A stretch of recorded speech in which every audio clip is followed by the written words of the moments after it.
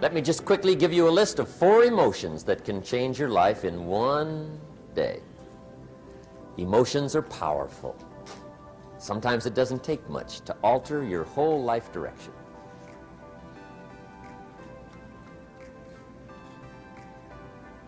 Okay, here they are. Number 1, disgust. Powerful emotion. Disgust says, I have had it. See, that could be the day. The day you can say, I've had it. And whether you've had it with something small or something major, the day you can say, I've had it, may not be the day it ends, but the day it begins. That's what I said when that little Girl Scout left my door when I'm 25. I give her the big lie, she leaves, I say, I don't want to live like this anymore. I've had it with lying and being broke. Powerful day. The man's finally had it with mediocrity. He's had it with being a loser.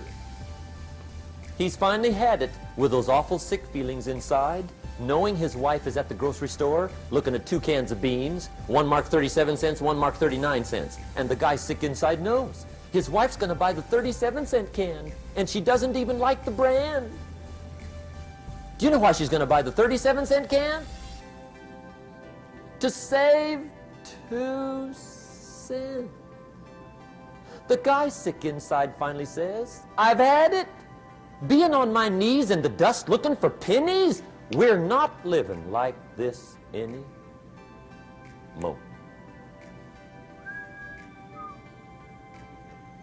Could be the day that turns your life around. The day you can say, I've had it. He walks into his closet and rips everything in it to shreds and says, I've worn this embarrassing stuff for the last time. And not only will I never wear it again, no one else will ever wear it again. Commit an act that says, I've had it. Powerful. Here's the next one, decision. And decision making is powerful. And it's emotional. That's those knots in the pit of your stomach, right? Waking up in the middle of the night in a cold sweat, trying to decide. We sometimes call it inner civil war. What shall I do? Well, for progress, you must decide.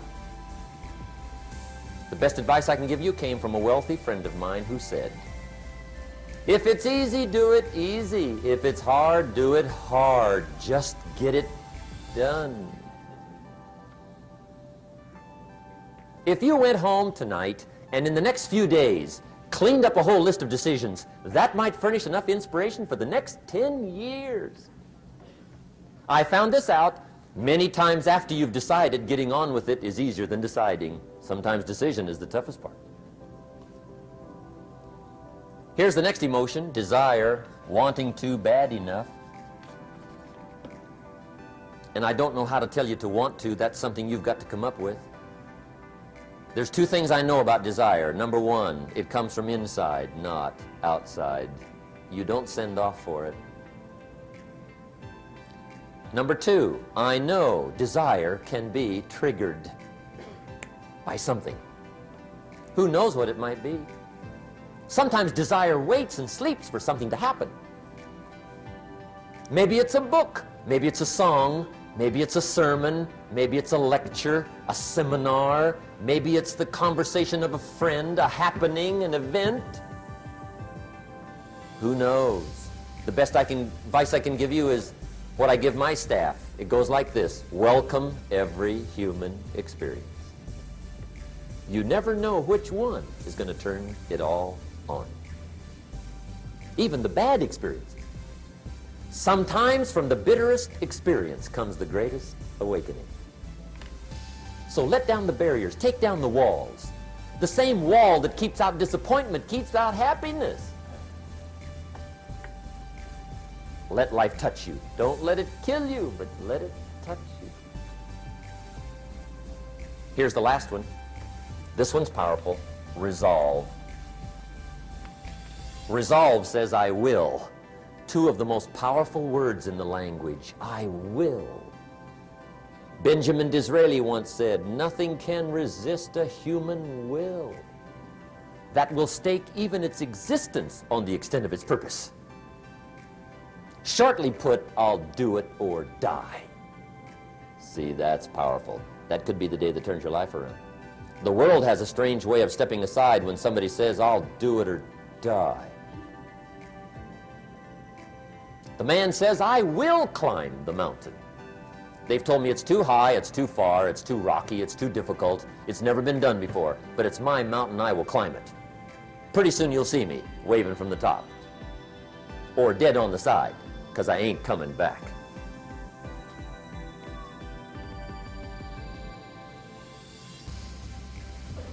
The best definition I ever got from the word resolve came from a little junior high girl in Foster City, California, up north. I'm talking to the junior high kids one day. I love to ask kids definitions. They come up with beauties. I got to the word resolve and I asked, who can tell me what resolve means? And I got several hands, and they were all pretty good, but the last one was the best. Little girl, about 3 rows back, held up her hand. She said, Mr. Rohn, I think I know what resolve means. I said, darling, what do you think it means? She said, I think it means promising yourself you will never give up. I said, that's it. Webster, stand aside. That is the definition. Promise yourself you will never give up. I asked the kids, how long should a baby try to learn how to walk? How long? How long would you give your average baby before you shut him off? How long? See, any mother in the world would say, you're crazy. My baby's going to keep trying until it learns how to walk. What a magic formula. Now let me show you what triggers all emotions into activity that brings results. And results is the name of the game. Here it is. Action. Finally, you must do something about how you feel. Jesus, the master teacher, said, don't just be listeners, be doers. The world admires the doers. Another Bible phrase says, faith without action is useless. Some people these days are big on affirmations. You've got to be very careful of affirmations. There's a thin line between faith and folly. The best clue I can give you on affirmations is this. Affirmation without discipline is the beginning of delusion. And there's nothing worse than delusion. The guy keeps walking west looking for the sunrise. I mean, delusion is bad.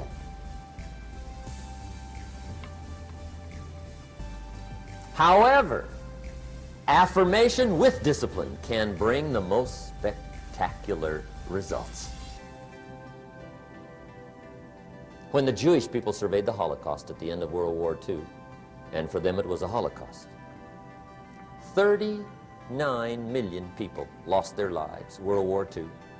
19 million were Russian, but compared to the population, it was not quite the Holocaust visited on the Jewish people. 6.5 million Jews perished World War II. 6.5 million. That was a Holocaust. After Hitler's final solution and the Nazi jackboots and Eichmann and Bormann had done their evil task, 6.5 million. When the Jewish people counted the dead, surveyed the Holocaust, and mourned the loss, those that survived together said, never again. That was the affirmation.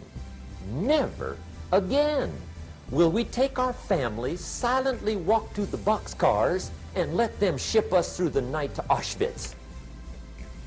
Never. Well, that's good to make an affirmation. But the next question is, what are you going to do to back up the affirmation?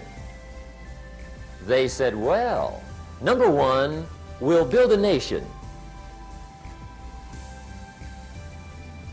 Then they said, we'll build an army. Wow. And a navy. My. And an air force. And we'll buy some bombs. My. And some bullets. Wow. We'll spend a big portion of the national treasure. We'll even spend some of Israel's finest lives. We mean it. Never again. That's called backing up affirmation with discipline. Does it work? Well, yes. They've been tested 4 times in war on their affirmation in the last 25 years. 4 times, major. The next to the last war was called the 6-Day War. As if to say, didn't we tell you? Never.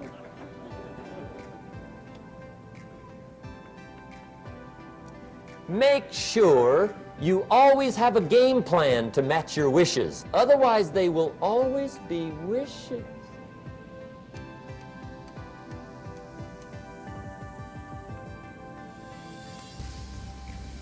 The day that turns your life around. Let me give you 4 questions to take home and we're finished. These are called questions to ponder. And this wraps it up.